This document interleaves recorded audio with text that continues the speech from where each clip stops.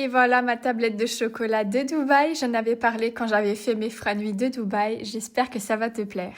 Émiette tout d'abord 120 g de cadaïf avec les doigts et sépare bien les fils. Fais maintenant fondre 30 g de beurre et fais cuire ton cadaïf. Remue jusqu'à ce qu'il devienne doré et croustillant. Il faudra ensuite le laisser complètement refroidir. Pour cette recette, on a besoin de 300 g de chocolat au lait. On fait d'abord fondre les 3/4 au bain-marie, on retire du feu et on ajoute le reste. On ajoute une couche de chocolat dans le moule et c'est super important, on veille à bien recouvrir les bords. Donc là, comme tu vois, on est quand même assez généreux en chocolat et une fois que c'est fait, on laisse figer 5 minutes au réfrigérateur. On va maintenant s'occuper de notre garniture. On va ajouter 150 g de crème de pistache à notre cadaïf et une pincée de sel.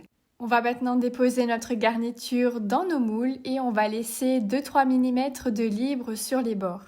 Une fois que la garniture a bien été étalée, on peut verser le reste du chocolat fondu.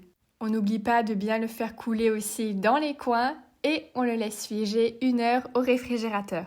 Vient ensuite l'étape délicate du démoulage, mais tout s'est bien passé. Et voilà ce qu'on obtient de magnifiques tablettes de chocolat de Dubaï.